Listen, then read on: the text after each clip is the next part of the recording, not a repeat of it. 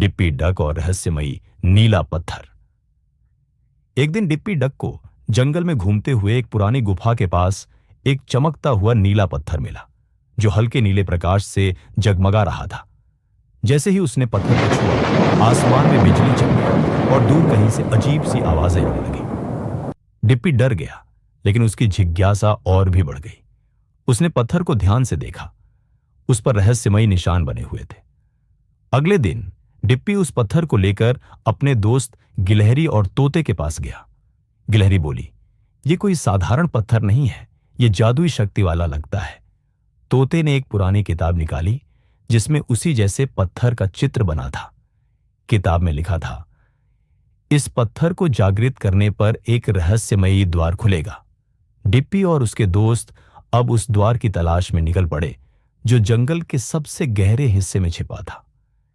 एक पुराने जलप्रपात के पीछे उन्हें एक दीवार मिली, जिस पर वही निशान थे जो पत्थर पर थे। डिप्पी ने जैसे ही पत्थर को दीवार के बीच वाले चिन्ह पर रखा, पूरी गुफा कांप उठी और दरवाजा खुलने लगा। जैसे ही दरवाजा पूरी तरह खुला, अंदर से नीली रोशनी की एक लहर बाहर फैली और सब कुछ चमक उठा। दरवाजे के अंदर एक चमकती हुई सुरंग थी, जो एक अज्ञात दुनिया की ओर जा रही थी। डिप्पी ने अपने दोस्तों की तरफ देखा और कहा, "तैयार हो, अब वापसी का रास्ता नहीं है।" जैसे ही उन्होंने पहला कदम सुरंग में रखा, पूरी दुनिया घूमने लगी और सब कुछ बदल गया।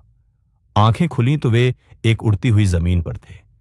नीचे बादल थे और आसमान में तैरते द्वीप। डिप्पी चौंक गया।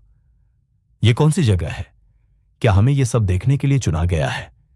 जैसे ही डिप्पी ने पहला कदम आगे बढ़ाया, जमीन कांपने लगी और सामने एक विशाल पत्थर पर खुदा हुआ संदेश चमकने लगा, "केवल चुने हुए ही द्वार के पार जा सकते हैं।"